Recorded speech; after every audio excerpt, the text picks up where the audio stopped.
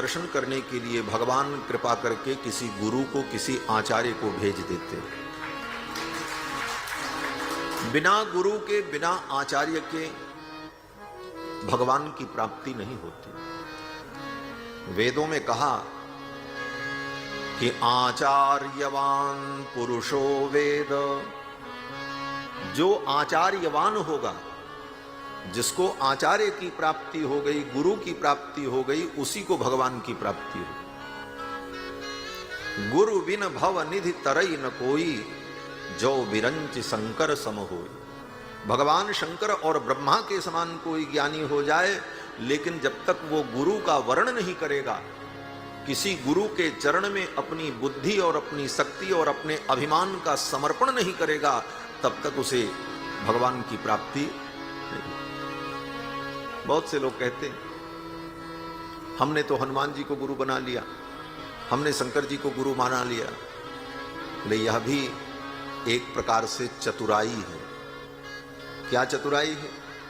बोले हनुमान जी को आपने गुरु बना लिया, हनुमान जी ने आपको चेला बनाया कि नहीं, पहले तो यह तय करना पड़ेगा। गुरु शिष्य संबंध होता है। आपके मन में कोई शंका हो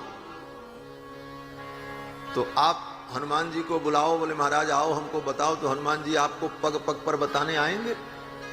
नहीं आएंगे। प्रेरणा कर दें, लेकिन बताने के लिए प्रत्यक्ष तो संसार में कोई गुरु होना चाहिए, जो समय समय पर आपका मार्गदर्शन करे। और ऐसी बातें वे लोग करते हैं जिनका अभिमान इतना विशाल है कि वो किसी के सामने झुकने को तैयार नहीं। इसलिए ऐसे बहाने बना लेते हैं, बोले हमने तो हनुमान जी को गुरु मान लिया, हमने शंकर जी को गुरु मान लिया, हमने अमुक को गुरु मान लिया। शास्त्र की विधि है। क्या विधि है? बोले वेद भगवान कहते हैं समित पाणि श्रोत्रियम ब्रह्मनिष्ठम गुरुम अभिगच्छेत। वेद भगवान कहते हैं कि अगर तुम्हें भगवत प्राप्ति की इच्छा है, भगवान के चरणारविंद को प्राप्त करने की इच्छा है, तो हाथ में कुछ लेकर, पुष्प फल, कुछ न हो तो सूखी लकड़ियां ही हाथ में लेकर, समित पाणि श्रोत्रियम ब्रह्मनिष्ठम गुरुम अभिगच्छेत। ऐसे गुरु के शरण में जाओ जो श्रोत्रिय हो।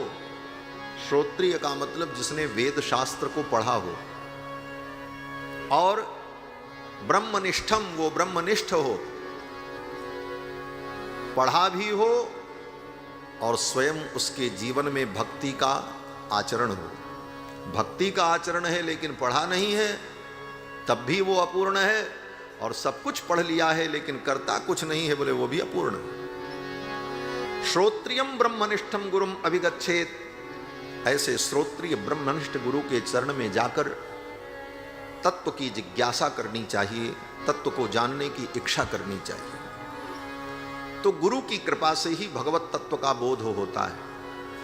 और गुरु की प्राप्ति बोले भगवान की कृपा से होती। भगवान ने कृपा करके देवर्षि नारद को भेज दिया, बोले जाओ, जाकर के मेरे भक्त ध्रुव का मार्गदर्शन करो। नारद जी रास्ते में मिल गए।